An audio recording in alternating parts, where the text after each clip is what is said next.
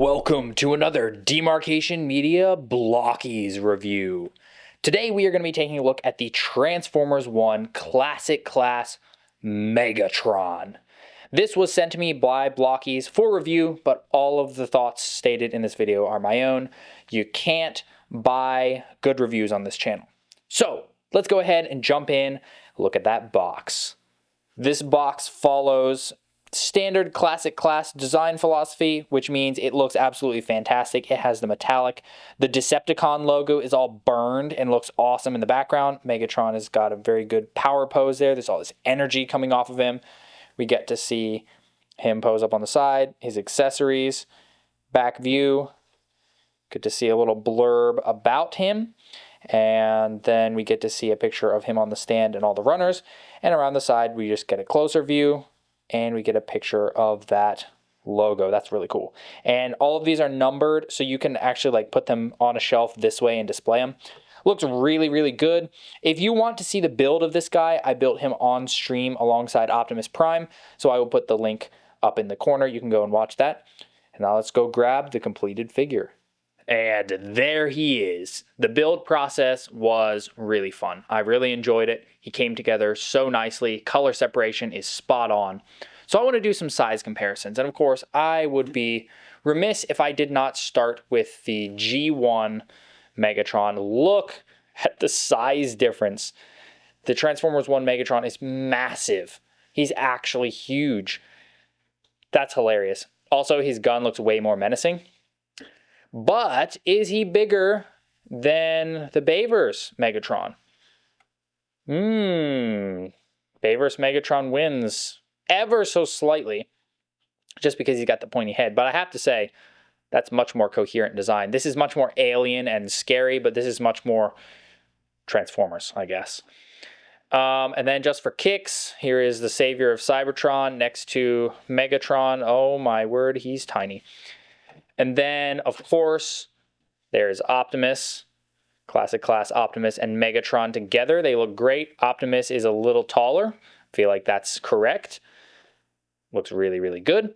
And then, just for some other size comparisons, in case you are not familiar with Blokees, that is a 6-inch Star Wars Black Series figure. And then we have a little tiny Mega Construx figure down there, which I do think that scaling is pretty cool. They're not quite exact, but I like putting them side by side for photos. I want to just go ahead and talk about accessories real quick because Megatron really doesn't have that many. Optimus came with a few extras, but Megatron just comes with a stand, including these awesome effect pieces. Optimus had blue, but these are in red, so this just looks like, I don't know, things blowing up or something. I really like it. I think these effect pieces are great. You can move them around from place to place on the stand if you want. So you can kind of set up whatever you want. And then he comes with 2 open hands and 2 fist hands. And that's all you get for accessories. The fist hands do have a peg for holding stuff, which is nice. And I was expecting them to be the same mold as Optimus's hands, but they are in fact a totally different mold, which I really appreciate. But yeah, other than that, he doesn't have much in the way of accessories unless you count his guns on his arm. I don't really count that because he pretty much always has his guns on his arm, so it's just kind of part of him. Detail-wise and proportion-wise, I feel like this Megatron is almost perfect. Blokees has put a lot into him. He has so much molded detail. Something that really, really surprised me was down on the ankles. Those little, I don't know what you want to call them. They're like bolts that show that he's got an ankle there. There's some bronze print in the part facing outward, which is really, really nice. And then his chest plate is actually a light silver. And then his helmet, his shoulders, and then his lower legs silver is more of a slightly yellowy silver, which is really good. I was not expecting them to go color separated there, but they did. His face is a different silver than the helmet. He's got a little bit of the gray on the back there. His guns look fantastic, so good. I am really liking this. He's got a little printed Decepticon logo on his chest. He's got a few more bits of print down below. The red is color separated though, which is awesome. The one thing that I don't think is the best is his head. His head is almost perfect. Like the detail and everything is great. I just think that they made it a little too squat and wide. I think it needs to be a bit narrower and a bit taller, and then he would be perfect. It's not off-putting enough for me to just go, oh, that's terrible. But it's just ever so slightly changing the silhouette of his head. And I think it would have been a little bit better, taller and narrower. It's a little too wide. Other than that, detail work is perfect. Like you can sit here and stare at this guy for quite a while and you'll still be finding more detail. Since this guy is a classic class figure, you can bonk him and he will get lights on. In my bright studio, it's really hard to actually show that. Now, you can kind of pop his chest off. Oh, I didn't do that right. There's a panel there you can see. If you pop that out, then you can see his cog inside and it glows. It's not easy to do, like at all. There's no real easy way to do that. Okay, there we go. I was grabbing the wrong spot. It's a little easier than I thought it was, but it's still not super easy. But yeah, you can take that off and kind of display the cog inside in place of the matrix of leadership, you know, in kind of opposition to Optimus's. But yeah, that just kind of fits on there. So now we need to talk about articulation, because can this guy move? And the answer to that question is yes, he actually can quite well. The most limited part is his head, and that's just because, I mean, you see how wide his head is, but he can look to the side. It looks a little strange because he has to look up, but he can go side to side if you make sure it's not stuck. Down that much, up that much, surprisingly good amount up for his head shape, but that's about it. For the arms, you can flap these all the way out, which is awesome, and you have a ball joint there, which is great, so you can get out to the side and cover that up, which is, yes, perfect. Although if you do that here, it starts to get in the way, so you kind of want to do that. The guns don't articulate at all, but he has a little bit of wrist movement. The posing for the Classic Class Transformers 1 figures, the wrists have been very limited, more limited than usual, which is a little disappointing, but he does get a normal bend there at the elbow, just 90 degree, which is standard for these Blokees, and 90 degree again. I thought he might get a little bit more because of how skinny his arms are, but they just, you know, that's just how they move. But there's a swivel at the waist, which is awesome, and his side skirtings are on a ball joint, which is what I really wish they did for Optimus, because this is fantastic. You can get a kick forward about that much, kick back. Knee bend is past 90, which is fantastic.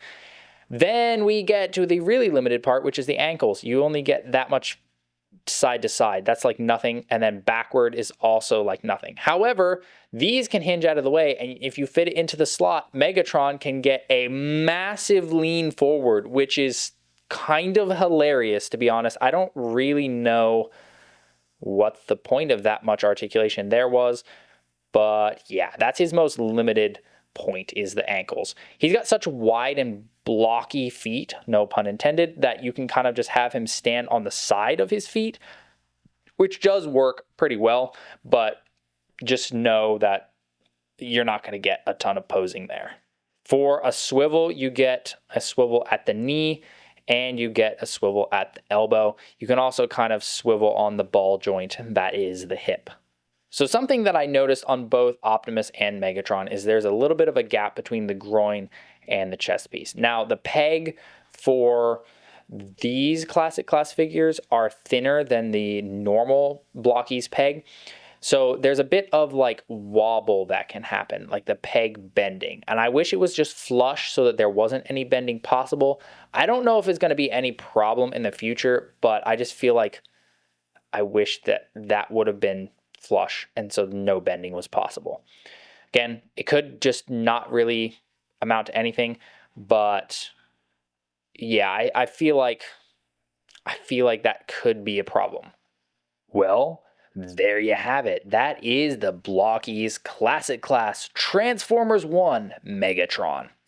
Overall, I think he is just as fantastic as Optimus was. My main complaints come from the ankles being so limited, and the head, I just think the head needed to be a different shape. I also would have liked to see him be angry. At this point, he was pretty much always angry looking. He's very stoic looking here. So I feel like some more dramatic facial expression would be good.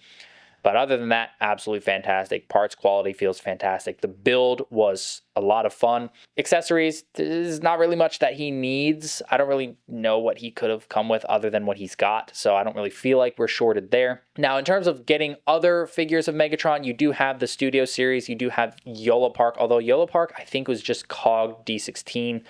And then there's the 3-0 Megatron. 3-0 Megatron's like $80. The Studio Series, I haven't had that one in hand, but he looks a bit fat. He looks chunky, too chunky for the Transformers 1 design.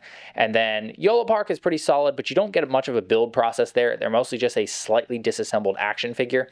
So if you want a good mix of you have to build some, and then you have a bot figure, and you get the light up feature, this guy is the way to go. You might just have a problem with the head. If you don't like the head, then I don't know. I feel like it's not too bad, and the rest of the figure being so fantastic more than makes up for it. So if you want to get this guy, I will put a link down to the Blokees website. I don't know if they have him listed on their website for worldwide yet. You can get him on AliExpress. They're in the process of releasing it on their website, so keep an eye there, and also keep an eye on their social medias because they announce stuff on there. There is also a link to the Blokees Discord down in the pinned comment if you want to join that. That's where all the Blokees fans are congregating. I sometimes will run giveaways there, and you can get all the news there too as well. Thanks so much for watching. If you enjoyed this video, please leave a like and consider subscribing, and I'll see you next time.